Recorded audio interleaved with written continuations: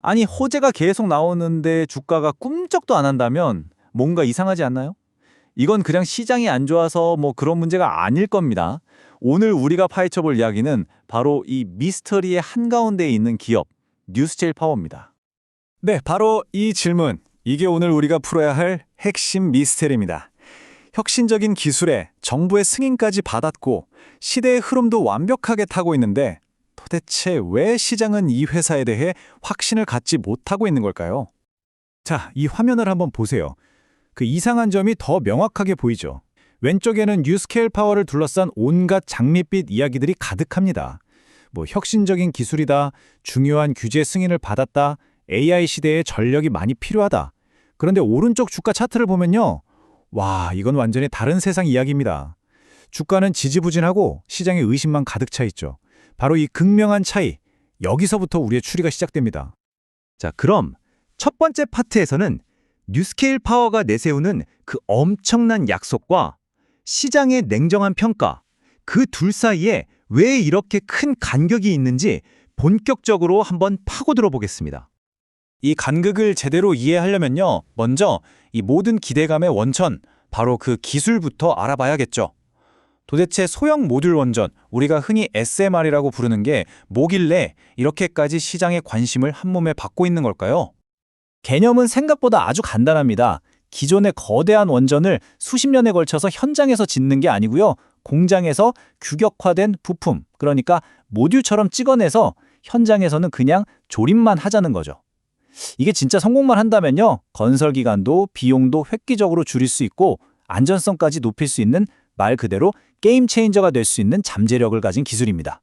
하지만 아이디어가 아무리 좋아도 현실의 벽은 높죠. 특히 원전 사업은 이 세 단계를 반드시 순서대로 통과해야만 합니다. 첫째, 규제 기관으로부터 이거 안전합니다 하고 도장을 받아야 하고요. 둘째, 우리가 그 전기 살게요 하는 확실한 고객과의 장기 계약이 있어야 합니다. 그리고 마지막으로 실제로 땅을 파고 건설을 시작해야죠. 이 세 개의 톱니바퀴가 딱 맞물려 돌아가야만 비로소 기대가 현실이 되는 겁니다. 자, 이 세 단계를 꼭 기억해 두세요. 앞으로의 이야기는 전부 여기서 시작되니까요.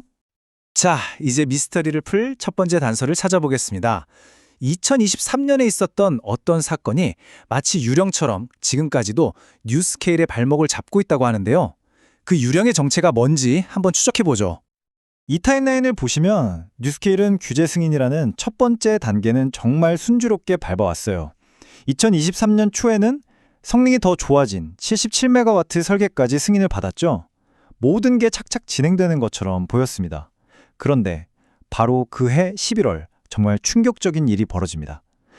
회사의 상징이나 다름없었던 대표 프로젝트가 하루아침에 그냥 없어져 버린 거죠. 바로 이겁니다. 이게 정말 핵심이에요. 이 프로젝트가 실패한 게 기술의 문제가 있어서가 아니었다는 거죠. 시장은 이 사건을 보면서 이렇게 생각하기 시작한 겁니다. 아, 저거 돔 개선해보니 도저히 답이 안 나와서 포기한 거구나. 기술이 아니라 경제성이 무너졌다는 아주 강력한 신호로 받아들인 거죠. 이 사건은 그냥 프로젝트 하나가 실패했다, 그 이상의 의미를 가집니다. 비용 문제로 한번 크게 데인 경험은 투자자들 마음이 깊은 상처, 일종의 트라우마를 남긴 거죠. 그래서 이제 뉴스케일이 어떤 새로운 계획을 발표하더라도 시장은 항상 의심의 눈초리로 먼저 이렇게 묻게 된 겁니다. 그래서 이번엔 진짜 끝까지 갈 수 있는 거 맞아? 이 질문이 바로 주가를 짓누르는 그 유령의 속삭임인 셈입니다. 첫 번째 단서가 경제성에 대한 의심이었다면 두 번째 단서는 회사의 돈 그 자체에 숨어 있습니다. 같은 날 발표된 두 개의 상반된 금융 소식이 어떻게 이 미스터리를 더 깊은 수렁으로 빠뜨리는지 한번 따라가 보시죠.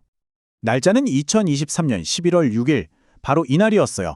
뉴스케일이 투자자들을 정말 어리둥절하게 만드는 두 가지 재무 정보를 동시에 시장에 내놓습니다. 자, 첫 번째 정보입니다. 회사가 2023년 3분기 말을 기준으로 약 7억 5천만 달러, 우리 돈으로 거의 1조 원에 가까운 현금을 가지고 있었다는 거죠. 와, 이 정도면 재정적으로는 아주 탄탄해 보이잖아요. 그런데 여기서 이상한 점이 나옵니다. 같은 기간 동안에 회사가 시장에 주식을 팔아서 약 4억 8천만 달러의 새로운 현금을 또 만들었다는 겁니다. 뭔가 좀 이상하지 않으세요?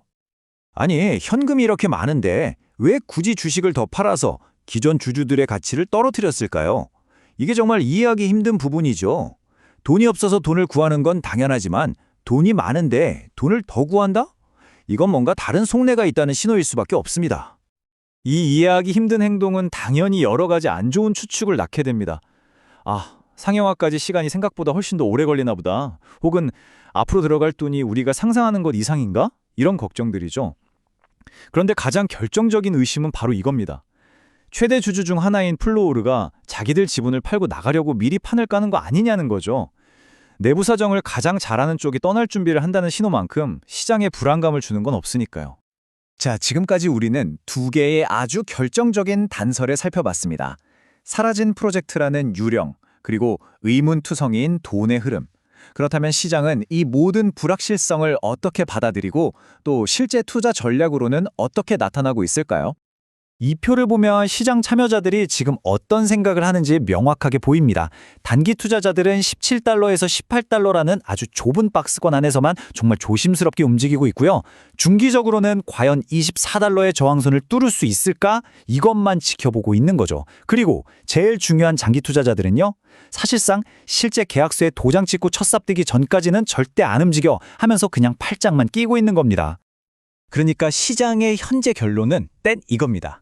스토리는 정말 좋은데 그걸 뒷받침할 명확한 증거가 없다. 그래서 최종 판결은 보류한다. 지금 시장은 바로 이런 상태인 거죠. 자, 이제 마지막 결론입니다. 이 복잡하게 얽힌 모든 미스터리가 결국 어떤 단 하나의 질문으로 모이는지 마지막으로 정리해보겠습니다. 오늘 우리는 거대한 비전과 차가운 현실이 어떻게 충돌하는지를 봤고요. 경제성에 대한 깊은 의문을 남긴 채 사라진 프로젝트의 유령을 추적했습니다. 그리고 회사의 미래에 대한 의심을 더 키운 수상한 돈의 흐름까지 살펴봤죠. 결국 이 모든 미스테리는 딱 이 하나의 질문으로 모입니다. 그래서 누가 그 전기를 사기로 약속했고 도대체 언제 첫 삽을 뜨는가? 이 질문에 대한 명확하고 확실한 답이 나오기 전까지 뉴스케일 파워를 둘러싼 주가의 미스테리는 계속될 겁니다.